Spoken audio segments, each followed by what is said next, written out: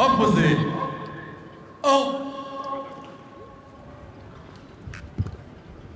Oppos.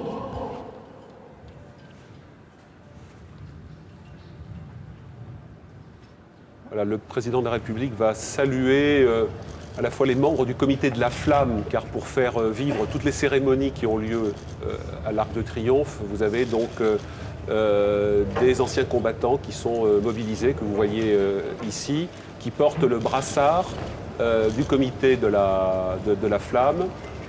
Donc le président de la République, toujours suivi par le général Cuche, que vous voyez ici, qui a été l'ancien chef d'état-major de l'armée de terre. Oui, parce qu'on peut dire aussi pour la flamme brûle depuis 88 ans, puisqu'elle a été allumée pour la première fois le 11 novembre 1923, et chaque soir, depuis, y compris pendant l'occupation, pendant la Seconde Guerre mondiale, des associations la ravivent à 18h30 tous les jours. On le sait peu, et des associations non combattantes aussi.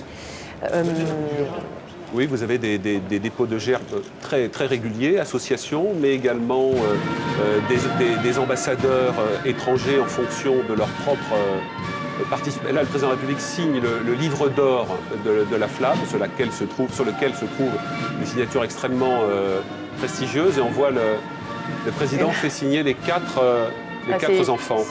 Les quatre enfants. On pourrait souligner que extraordinaire. Cette présence des enfants en deuil vient de la Grande Guerre.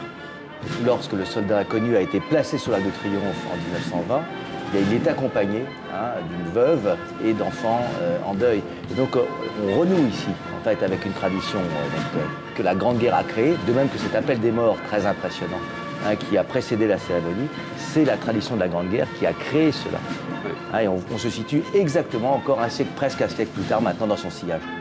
Je ne sais pas si les téléspectateurs de France 2, chez eux, ont la même sensation, le même sentiment que nous, mais on a l'impression d'assister quand même à une image depuis quelques minutes, là, des images extrêmement fortes, extrêmement solennelles, extrêmement émouvantes et bouleversantes, et de voir ces quatre enfants qui représentent aussi à eux quatre finalement tous les enfants qui ont perdu leur père sur des terrains de guerre et des conflits. Daniel Piccoli. Oui, je regardais le président, il était comme un papa là, qui renoue l'écharpe de cet enfant. C'est effectivement très émouvant. Et je me disais depuis tout à l'heure, il y a un temps pour débattre, il y a un temps pour s'opposer, mais il y a un moment pour se taire, respecter, honorer, voilà, être ému. Bien d'accord. Le président de la République qui a vu que l'un des enfants avait froid, parce qu'il